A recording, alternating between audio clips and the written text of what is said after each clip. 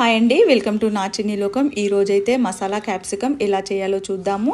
వేడెక్కిన ప్యాన్లోన శనగపప్పు, మినప్పప్పు, జీలకర్ర, అలాగే ఎండు కొబ్బరి, పల్లీలు, నువ్వులు, ఇంకా వెల్లుల్లి, కరివేపాకు, మునగాకు, కొద్దిగా చింతపండు, అలాగే ధనియాలు, వీటన్నింటినీ దూరగా వేయించుకొని మిక్సీ జార్లోకి తీసుకొని దీంట్లోనే కొద్దిగా ఉప్పు, కారం, పసుపు, అలాగే వెల్లుల్లి ముక్కలు కూడా వేసుకొని ఇలా సన్నగా రుబ్బుకోవాలి. ఇప్పుడు ఈ మిశ్రమాన్ని అయితే ఈ క్యాప్సికంలోన మంచిగా మసాలా అంతా నింపేసేయాలి. ఇలా నింపిన వాటిని వేడెక్కిన ఆయిల్లోన మంచిగా వేయించుకోవాలి. పచ్చివాసన పోయే వరకు ఒక 5 మినిట్సేనండి.